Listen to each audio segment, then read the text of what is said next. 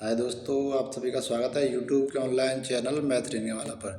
देखिए, you police constable में आपके जो सवाल आए थे, जिसमें पुलिस के डिसीजन मेकिंग वाले सवाल थे, जो पुलिस बन के आपको डिसीजन लेना होता है, उनमें बच्चों को बहुत सारी समस्याएं थी। ये हमारी दूसरी क्लास है, मैंने पहली क्लास डाल दी है। हर एक क्लास में 13-14 क्वेश्चन का हमारा एवरेज रहेगा। तो हम करीबन करीबन 10 से 15 क्लासों में हम सब सवालों को कवर कर लेंगे। इससे आपको नॉलेज हो जाएगी इस क्षेत्र के बारे में। देखिए, आप पहला सवाल देखिए। आपको धार्मिक रैली का प्रभारी अधिकारी बनाया जाता है। यह आपके लिए अपने राष्ट्र की सेवा करने का एक बड़ा अवसर है, लेकिन आप अब उस धर्म का पालन नहीं करने के कारण कार्य करने में हिचकिचा रहे हैं। आप अपने काम से कैसे निपटेंगे? आप एक अधिकारी हैं और आपको एक जिम्मेदारी मिली है। धार्मिक रैली के लिए आप क्या करेंगे? आप बस अपने काम पर ध्यान देंगे और अपना कर्तव्य पूरा करेंगे। पहला ऑप्शन ये है। दूसरा है, आप यह कार्य नहीं करेंगे। आप ऐसा तो नहीं कर सकते, कार्य तो आपको करना होगा। आप अपने वरिष्ठों से अनुरोध करेंगे कि वे आपको किसी दूसरे स्थान पर स्थानांतरित कर दें। ये भी आप नहीं कर सकते स्थानांतरित, क्योंकि आप धार्मिक रैली के वजह से आप दूसरी जगह चले जाएं। आप अपना त्याग पत्र देंगे? त्याग पत्र भी नहीं दे सकते। तो आपका जो ऑप्शन नंबर 1 सही हो जाता है। ठीक है। देखिए अगला क्वेश्चन। प्रौद्योगिकी आधुनिक पुलिस व्यवस्था प्रथाओं को कैसे प्रभावित करती है? प्रौद्योगिकी जो है पुलिस व्यवस्था आधुनिक व्यवस्थाओं को कैसे प्रभावित करती है? कानून प्रवर्तन संस्थाओं के बीच संचार और सूचना साझा करने में बाधा डालकर। क्योंकि कानून आप आधुनिक जो है आपके कानून जो में आधा बाधा कैसे डालेगा? बाधा नहीं डालनी है आपको। सूचना जो भी है आपकी, उसमें बाधा नहीं डालनी है। आंकड़ा संचालित करके दृष्टिकोण को सक्षम करके प्रतिक्रियाएं समय सुधार करके और जांच क्षमताओं को बढ़ाकर। ये आपका ऑप्शन नंबर सही है, क्योंकि आपकी जो जांच प्रक्रियाएं और प्रौद्योगिकी है, आधुनिक व्यवस्था है, जो आपके पुलिस व्यवस्था को सहज बनाने के लिए है, न कि उसे बिगाड़ने के लिए। पुराने तरीके को प्रतिक्रिया में निर्भरता बढ़ाकर। पुराने तरीकों पर आप निर्भरता बढ़ाओगे, ऐसा क्यों करोगे? पुराने तरीके तो हमें ओल्डेस्ट हो गए, उनसे मतलब नहीं है, और नए लेटेस्ट प्रौद्योगिकी के हिसाब से चलना है। ठीक है, चलते हैं अगले क्वेश्चन की ओर। आप ऐसे ऐसे क्वेश्चन में आप ऑप्शन से एलिमिनेट कर सकते हैं ऑप्शनों को, और आप सही ऑप्शन का चूज कर सकते हैं। देखिए अगला क्वेश्चन। आपके आसपास एक बुजुर्ग दंपति अपनी नौकरानी के साथ गुलामों की तरह व्यवहार कर रहे हैं, क्योंकि वह एक अलग समुदाय से है और वंचित है। आप पहले क्या कार्रवाई करेंगे? सबसे पहले आपकी कार्रवाई क्या होगी यहाँ पे? क्योंकि एक बुजुर्ग दंपति है, उनके यहाँ कोई महिला कार्य कर रही है, वो निचली जाति से बिलोंग करती है, तो आप उस पर क्या कार्रवाई करेंगे दुर्व्यवहार के लिए? उन्हें जो जो चाहिए वो करने देंगे, और इससे आप कोई मतलब नहीं है आपका। ऐसा नहीं है ये जाति पक्ष हो जाएगा भेदभाव। तो आप ये आपका आर्टिकल नंबर 17 का यहाँ पर उल्लंघन होता है, इसलिए आप ऐसा तो नहीं कर सकते। नौकरानी को उसके लिए काम छोड़ने कहेंगे। अगर वो काम छोड़ देगी तो उसका पेट पालन कैसे होगा? अगर वो इतने ही पैसे वाली या काम करने वाली होती, अच्छा कमाने वाली होती, तो वो नौकरानी का काम क्यों करती? यहाँ पर बुजुर्ग दंपति को समझाएंगे कि समुदाय या विशेषाधिकारों का आप आधार भेदभाव नहीं अनुचित है।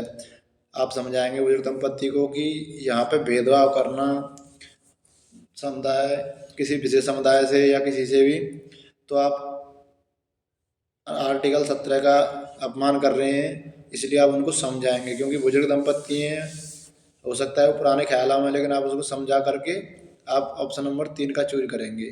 ठीक है, चलते हैं अगले क्वेश्चन की ओर। देखिए, आप एक जिले के पुलिस अधीक्षक एएसपी हैं। एक महिला आप अपने ससुराल वालों द्वारा घरेलू हिंसा और उत्पीड़न के संबंध में आपसे संपर्क करती है। राजनीतिक दबाव के चलते उसकी शिकायत स्थानीय थाने में दर्ज नहीं कराई जा सकी। एएसपी होने के नाते आप संबंधित पुलिस थाने से इस तथ्य की पुष्टि कराते हैं। ऐसे में आपकी पहली प्राथमिकता क्या होगी? अच्छा जी, आप किसी राजनीतिक दल के कारण एक पुलिस की रिपोर्ट नहीं ली जाती किसी महिला की, देखिए वहाँ पर उत्पीड़न हो रहा है, तो आपकी एएसपी होने के नाते आपकी जिम्मेदारी क्या है?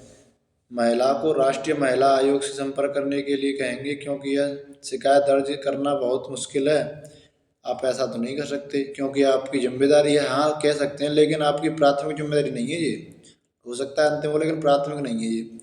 उसे शारीरिक चोट की मेडिकल रिपोर्ट लाने के लिए कहेंगे। उसका उत्पीड़न हो चुका है, उससे आप रिपोर्ट मांग रहे हो कि रिपोर्ट ला के दो हमें। वो सामने दिख ही रहा है प्रत्यक्ष के रूप में। ससुराल वालों को बुलाएंगे और उन्हें सलाह देंगे कि महिलाओं को नुकसान न पहुंचे। यहाँ महिला के साथ उत्पीड़न हो चुका है, आप सलाह देंगे उनको, ऐसा नहीं करना है, सलाह नहीं देनी है। थाने के थाना प्रभारी को मेडिकल जांच के बाद शिकायत दर्ज करने के लिए कहेंगे। वहाँ पर मेडिकल जांच करा के लाएगा वो थाना प्रभारी वहाँ का है, और वहाँ पर मेडिकल जांच कराने के बाद वो रिपोर्ट दर्ज कराएंगे। तो आप सब ऑप्शन नंबर 4 सही हो जाता है आपका। चलते हैं अगले क्वेश्चन की ओर। अगर आपको वीडियो पसंद आ रहा हो तो दोस्तों को शेयर करें और वीडियो को लाइक करें। आपराधिक देखिए अगला क्वेश्चन क्या है आपका। आपराधिक न्याय प्रणाली कानून कार्यवाही के दौरान अभियुक्तों के अधिकारों को कैसे सुनिश्चित करती है। अच्छा, आपराधिक न्याय प्रणाली जो है अभियुक्तों के जो आपके अधिकार हैं उन्हें कैसे सुनिश्चित करती है। संदिग्धों को कानून प्रतिनिधि के से अधिकार वंचित करके आप अधिकारों को वंचित तो नहीं कर सकते। संदिग्धों पर अपराध लागू करने के लिए दबाव डालकर, आप संदिग्धों पर दबाव डालकर उन्हें अपराध कबूल करवाओगे बिना सबूत के कठोर दंड देकर। निष्पक्ष सुनवाई, कानूनी प्रतिनिधित्व और उचित प्रतिक्रिया का सुरक्षा प्रदान करके आप निष्पक्ष सुनवाई करेंगे वहाँ पे, और वहाँ पे प्रतिनिधित्व करेंगे और उचित प्रक्रिया सुरक्षा प्रदान करेंगे। आपका ऑप्शन नंबर 4 सही हो जाता है। तो आपका ऑप्शन नंबर यहाँ पे 4 सही हो जाता है। चलते हैं अगले क्वेश्चन की तरफ। देखिए यहाँ पे आपको सबसे पहले क्या है, एक पुलिस की तरह सोचना है, और वहाँ पे आपको एक पुलिस वालों की तरह सोचकर आपको निर्णय लेना होता है कि जनता के फेवर में है या नहीं है तो वो सही है या नहीं है। पूर्व देखिए अगला क्वेश्चन क्या है आपका। पूर्व अनुमानित पुलिस व्यवस्था एल्गोरिथम का उपयोग करने में चुनौतियाँ और नैतिक विचार क्या हैं। एक एल्गोरिथम पद्धति है, इससे हम एक उचित व्यवस्था या उचित मतलब शुद्धता की माप कर सकते हैं, हर क्षेत्र में शुद्धता की प्योरिटी के बारे में पता लगा सकते हैं। तो एल्गोरिथम पारदर्शिता, जवाबदेही और निष्पक्ष सुनिश्चित करना है, सही बात है। एल्गोरिथम परिणामों में संभावित पूर्वाग्रहों और भेदभावों को संबोधित करता है, ये भी सही बात है।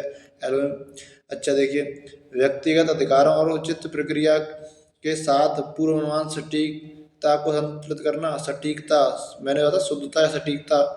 तो आपका ऑप्शन नंबर 4 सही हो जाता है। कौन सा ऑप्शन नंबर 4, ठीक है ना। आपके यहाँ पे ऑप्शन नंबर सभी सही हैं। कौन से हैं ये, आपके ऑप्शन नंबर सभी सही हैं ऑप्शन नंबर 4 के साथ। चलते हैं अगले क्वेश्चन की तरफ।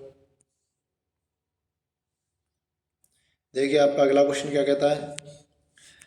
आपराधिक जांच में फोरेंसिक साक्ष्य का क्या महत्व है। फोरेंसिक साक्ष्य फोरेंसिक जांच है वो, उसके द्वारा आपके साक्ष्यों का क्या मतलब है।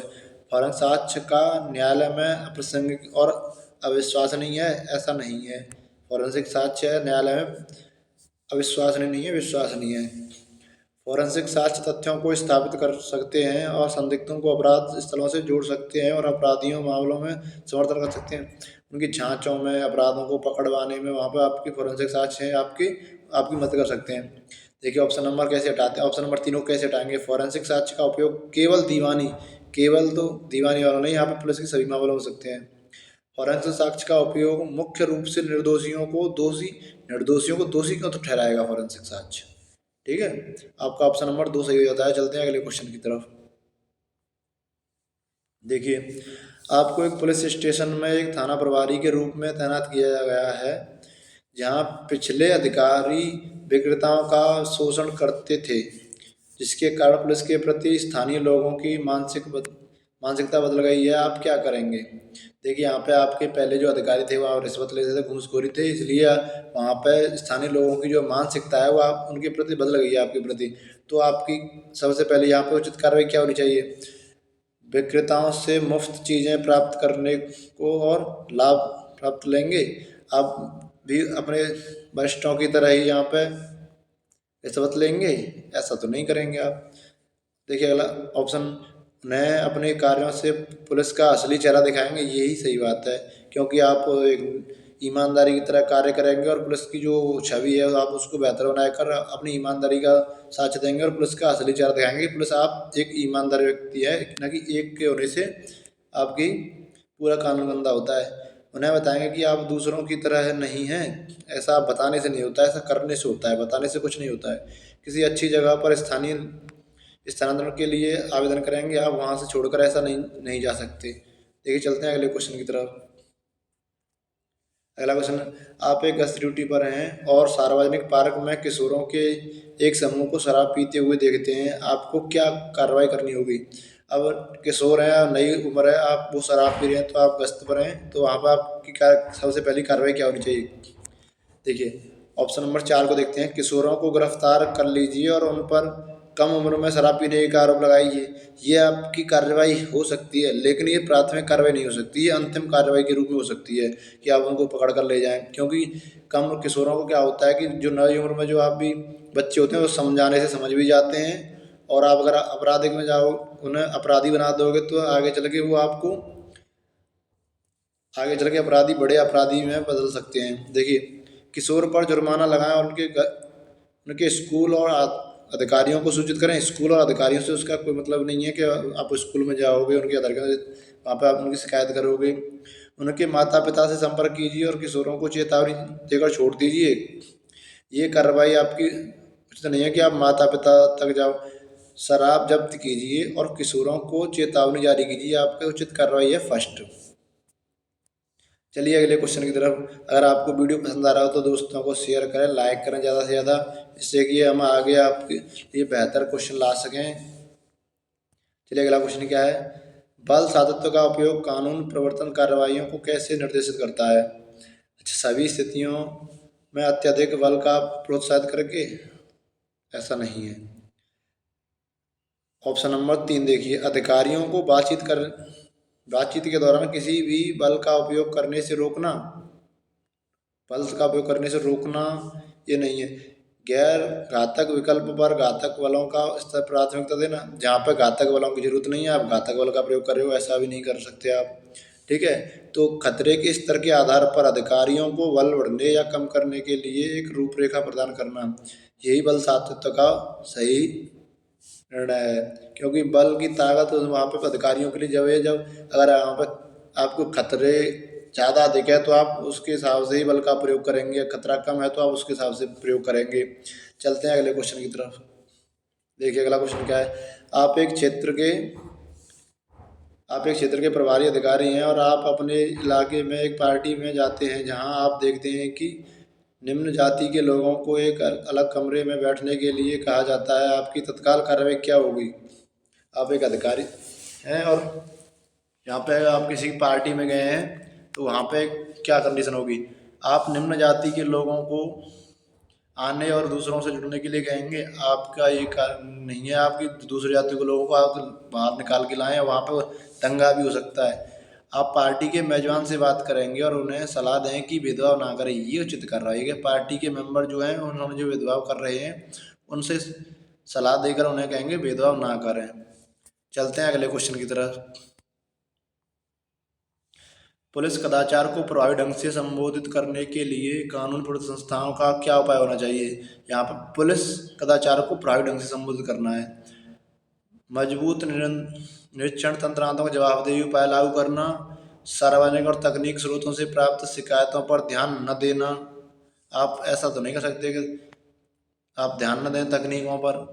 अधिकारियों को उनके कार्यों की परवाह किए बिना परिणामों से बचाना। अधिकारियों को उनके कार्यों के परिणाम से बच नहीं सकते। अनुशासनात्मक प्रक्रियाओं में गोपनीयता और पारदर्शिता में कमी लाना।